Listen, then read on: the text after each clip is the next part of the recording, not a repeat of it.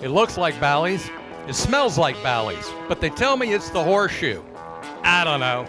Here's what's happening this week in gambling.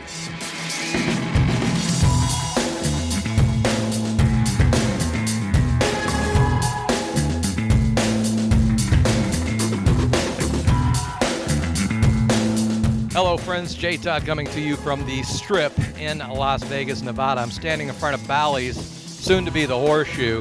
I'm down here to get some B-roll shots of the Strip itself, film with some pretty girls, and cover some of what's going on at the World Series of Poker from an amateur's vantage point. Now, right now, I'd like to tell you that if you're a poker pro or you're a die-hard poker guy that's really like into poker, this isn't the show for you. This is the show for the casual gambler who might want to come down and just experience the World Series of Poker, getting into a low-cost event or maybe playing some cash. So if you're a diehard poker player and you clicked on this video to get some updates of what's actually happening in there, go ahead and click off the video now. Oh, but give us a thumbs up because we warned you up front.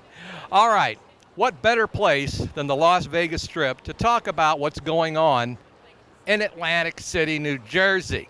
You know, Vegas has been killing it with gambling revenue for the past several months, but finally Atlantic City has gone back above their pre-pandemic earning levels. In April, they brought in about $420 million, which was a 20% increase year on year. What's peculiar about this is that it was casinos, horse tracks, and online gambling, not sports betting. I mean, sports betting has been exploding all across the country for the past 3-4 years now, but sports betting in New Jersey was actually down. So think how good that market's going to be once sports betting there gets their shit together. All right, closing the Vegas Strip? Well, yes and no. Believe it or not, it's already happened.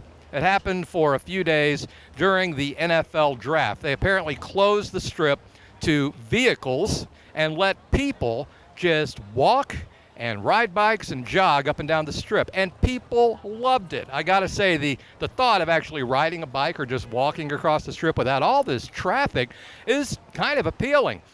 So one of these politicians put together a bill that they're going to actually try, if it gets passed, closing the Strip at various times throughout the week to let pedestrians just enjoy it. Something akin to, say, Fremont Street, although on a much larger scale. And if that goes well, they might do it all the time. Of course, it'll create a lot of logistical problems with a lot of these properties. I don't know how they'd solve that, but that's not my job. My job's just to tell you about it. So I'm going to head inside to the World Series of Poker. When we come back, we're going to have a special guest.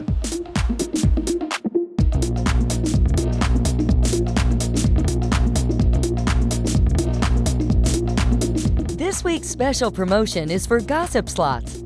Casino City has an exclusive offer for Gossip Slots and thousands of other gaming sites. Visit online.casinocity.com for details.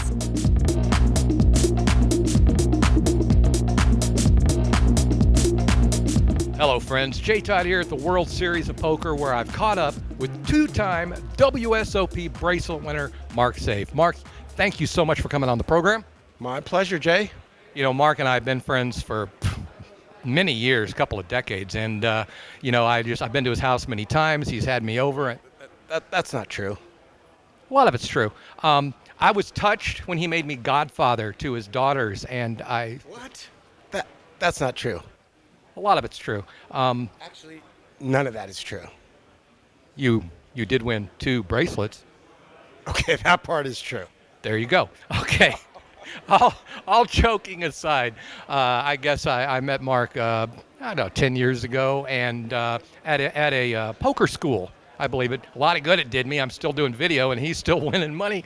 But you know, you were very gracious. You were such a good guy, and we kept in touch. And you know, I'm down here at the WSOP as an amateur, and This Week in Gambling is for amateurs, and I think a lot of times there's an intimidation factor. I love playing poker, but I get intimidated thinking, can I really go and play at the WSOP? Oh God, I wish I could.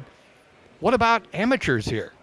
Oh, amateurs every year, Jay, do very well. Some amateurs go on to do great things and win bracelets and make tons of money. You know, you don't have to have $1 million to play in the World Series of Poker. You don't have to be a professional. You could sit down in a satellite for $100, win your way into a tournament, parlay that into a bracelet and $1 million. Yeah, I think I saw online. What gave me the idea for this is that there are events for as little as $500 that are live events. Colossus is $400. Really? Okay, you're going to stake me, right? Yeah. Yeah. Well, we'll get there. But yeah, I mean, I came down and I didn't have the $400, but I did sit down at a cash table, put a couple $100 down, and just got the experience of sitting here and playing. And I just saw Phil Hellmuth walk by. Of course, he didn't look up. He didn't talk to nobody. Yeah, that's pretty standard for Phil. I've met Phil before too. He's a nice guy when he's not focused and trying to get in the zone.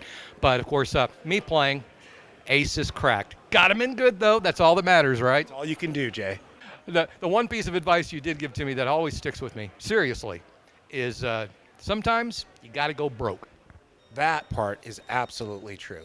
To play great poker, sometimes you got to put yourself at risk, and sometimes you'll get busted. Yeah, well, if you're interested, I understand this event runs through, I think, July 20th? That's right. Okay, so you still have time to get down here. And if you missed it and you're watching this video after the fact, there's always next year. It's a load of fun. The people are super friendly. Don't be intimidated, no matter what your skill level is. Mark, I do appreciate you coming on. Thank you so much. You're so gracious. You're such a great guy. Thanks, Jay. My pleasure. And Good luck, buddy. here's the money you wanted. Sure.